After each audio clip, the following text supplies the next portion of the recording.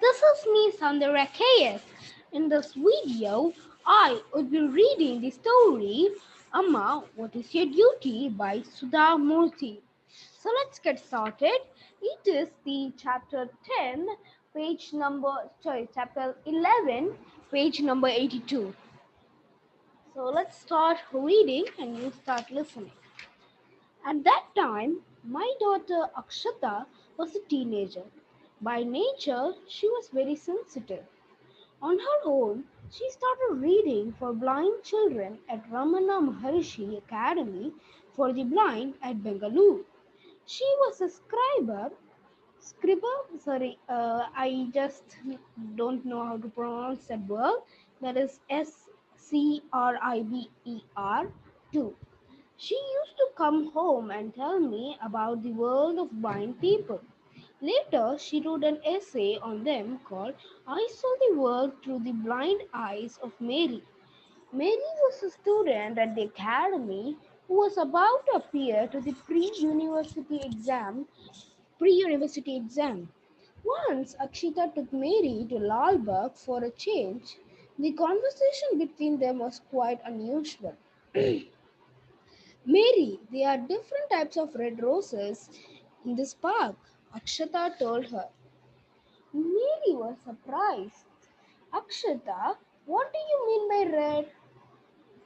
Akshata did not know how to explain what was red. She took a rose and a jasmine and gave them to Mary. Mary, smell these two flowers in your hand.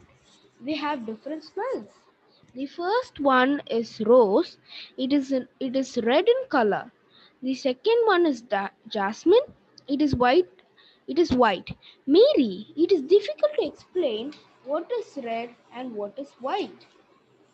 But I can tell you that in the world there are many colors which can be seen and differentiated only through the eyes and not by touch. I'm sorry. After that incident, Akshata told me, Amma, never talk about colors when you talk to blind people. They feel frustrated. I felt so helpless when I was trying to explain to Mary. Now I always describe the world to them by describing smells and sounds which they understand easily. Akshata also used to help a blind boy called Anand Sharma at the school. He was the only child of a school teacher from Bihar. He was bright and jolly.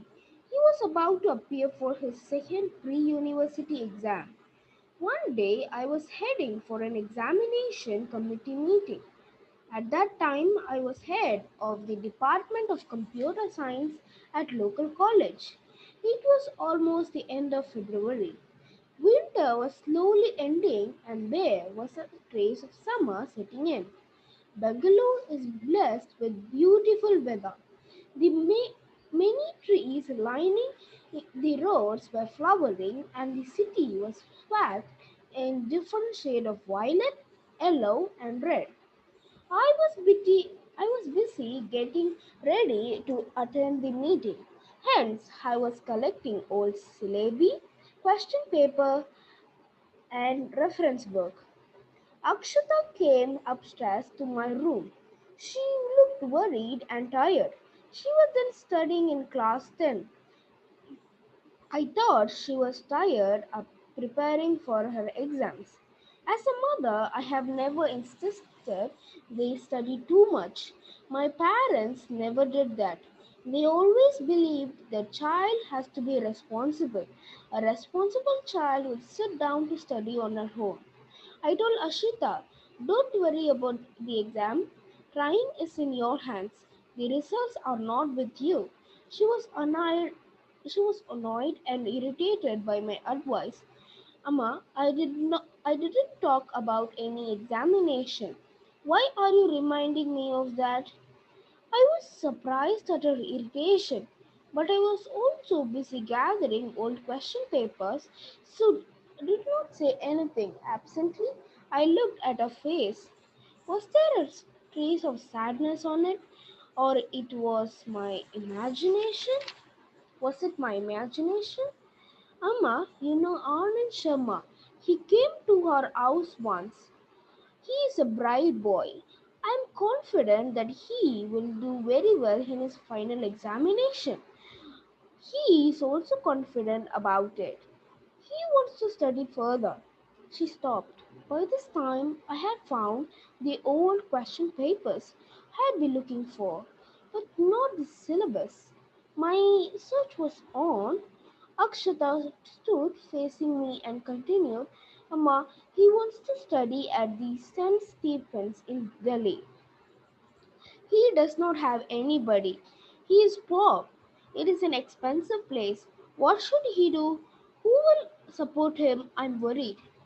It was getting late for my meeting, so casually I remarked, Akshata, why don't you support him? Amma, where do I have the money to support a boy in a Delhi hostel? My search was still on. You can forfeit your birthday party and save money and sponsor him. At home, even now, both our children do not get pocket money. Whenever they want to buy anything, they ask me and I give the money. We don't have we don't have big birthday parties. Akshata birthday party would mean calling a few of our friends to the house and ordering food from the nearby fast food joint Shanti Saga. Amma, when an educated person like you, well traveled, well read, and without love for money, does not help poor people, then don't expect anyone else to do. Is it not your duty to give back to those unfortunate people? What are you looking for in life? Are you looking for glamour or fame? You're the daughter of a doctor, granddaughter of a school teacher, and come from a distinguished teaching family. If you cannot help poor people, then don't expect anyone else to do it. Her words made me abandon my search.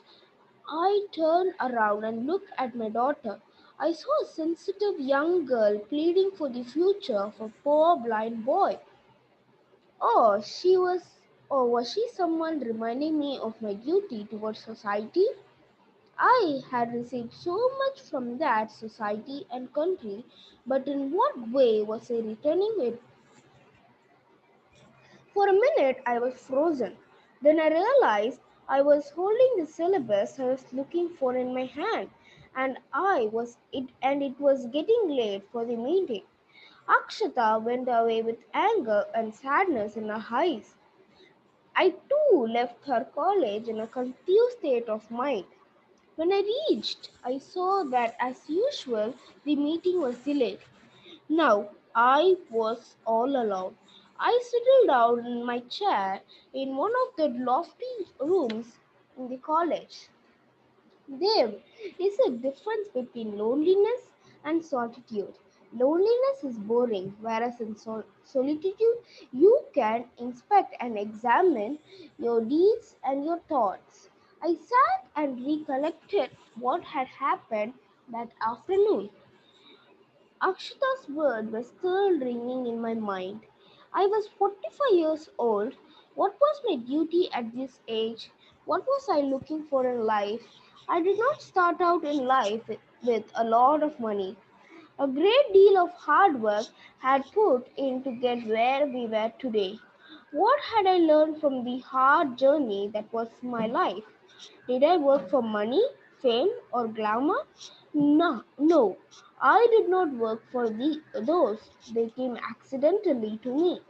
Initially, I worked for myself, excelling in studies.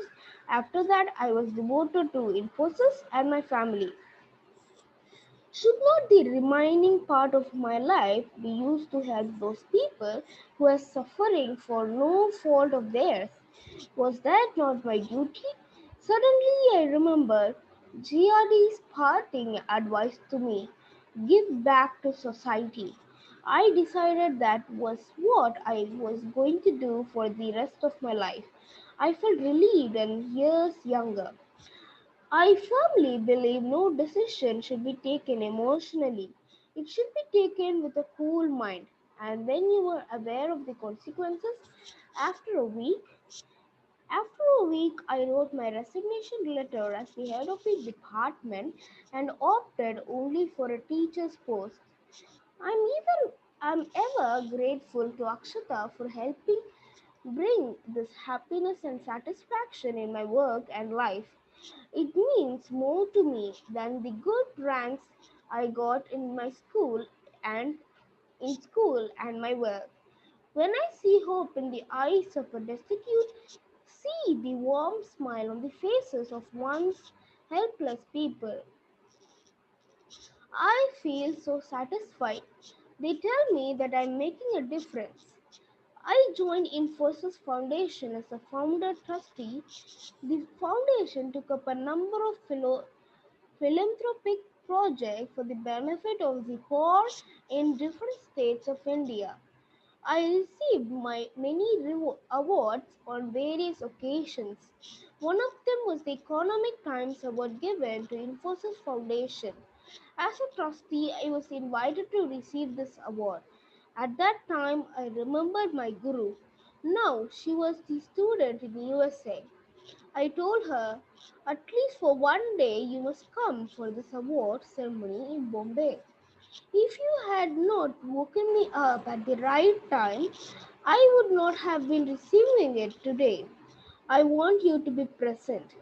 I will remain indebted to Akshata forever for the way she made me change my life and the lesson she taught me.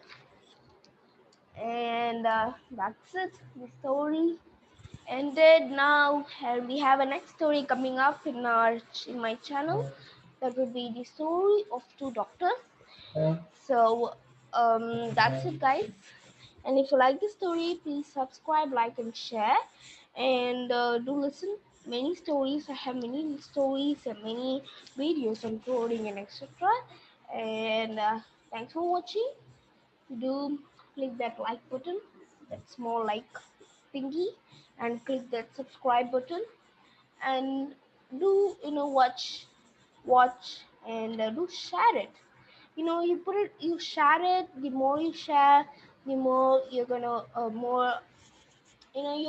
share the good moral things in your life. And so that's it. And this is me, Samya KS, signing off. And do check out for my next video. Click that subscribe button, and you'll be having the bell button. Do click that also, so that you can get notified with another as I put stories, you'll get notified. So it will be useful, right? And if you want any particular story on any particular author or any particular book, do put them in the comment section below. I would be happy to help. It's not a help. I will try to find that book, or I will try to read them aloud. I'll try my level best. So that's it, guys, and this is me, Samira KS.